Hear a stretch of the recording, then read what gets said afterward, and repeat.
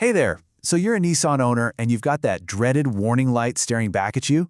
Yeah, you've come to the right place. Today, we're going to totally demystify one of those tricky errors, the B1035 code. We'll break it all down, step by step, so you know exactly what your car is trying to tell you. So that light pops on and your scanner spits out B1035. What in the world does that mean? It sounds super technical, right? But don't you worry. This is actually a really common issue, and we are going to map out a clear, logical path to get to the bottom of it together. All right, so first things first, let's break down what we're actually dealing with here. At its heart, the B1035 code is telling you there's a crash zone sensor malfunction. Basically, it's pointing to an issue somewhere in one of your car's most critical safety systems. So what that really means is your car's main computer has noticed that a really important sensor just isn't working right. It's either sending back bad data or maybe nothing at all. But here's the good news. This isn't some weird ghost in the machine. It's a known code, which means there's a clear process we can follow to hunt down the problem. Okay, to really wrap our heads around this, we need to meet the two main characters in this little drama. It might seem like a small detail, but trust me, knowing who's who is the key to solving this without pulling your hair out. First up, we have the star of the show, the crash zone sensor itself. And its job, well, it's absolutely critical. Think of it as the frontline soldier. If there's a collision, this is the sensor that detects the actual physical impact and kicks off the whole safety response, like deploying the airbags. Okay, now here is where it gets really interesting, and this is the part you really need to get. You've got the crash zone sensor, right?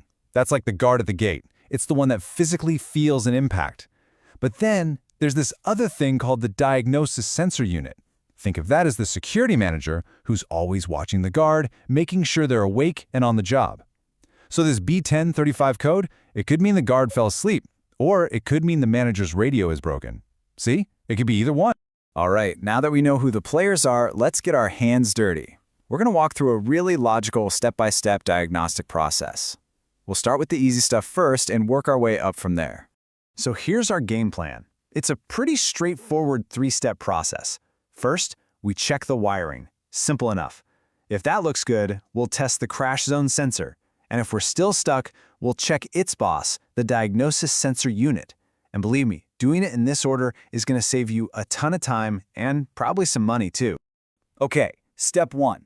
The first rule of any car repair is check the simple stuff first. Seriously, the problem could literally just be a loose wire. You'll need a digital multimeter for this. It's basically just a fancy tool that checks if electricity is flowing where it's supposed to. If you find a bad connection, boom, you might have just solved the whole thing. All right, so let's say the wiring checks out, everything's solid. Now we move on to step two, the crash zone sensor itself. For this, you're going to need a special tool, an automotive scanner. You plug it into your car, and it lets you talk directly to the car's computer to ask that sensor, hey, you working over there? If the answer's no, you found your culprit. And that brings us to our final suspect, step 3. If the wiring's good and the guard sensor is reporting for duty, then we have to check the supervisor, that diagnosis sensor unit we talked about earlier. Just like before, you'll use that scanner to see if it's working properly. And if it's not, well, that's the part that needs to be replaced. But wait, what if you've gone through all 3 steps and you're still scratching your head? Or maybe you just want some official backup before you start buying parts? Well, there's a pro-level resource you can tap into. So get this, Nissan actually publishes official documents for known issues like this. They're called Technical Service Bulletins, or TSBs. And for our specific code, you want to look up Bulletin NTB 09-001. Think of it as the manufacturer's official guide, packed with extra details on causes and fixes. Okay, wow, we've covered a ton of ground, right? From figuring out the parts to walking through the diagnosis. So let's boil it all down into a super simple action plan you can look back on. And here it is. This is basically your ultimate cheat sheet. It lays everything out, super clear, problem on the left, solution on the right. Is the cause the wiring? Your solution is to check the circuit. Is it the sensor? You're probably looking at a replacement. It's a direct line from problem to solution.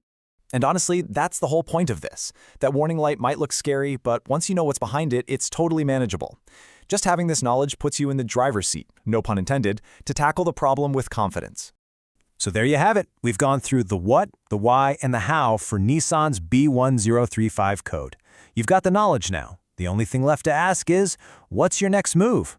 Good luck with it, and thanks for watching.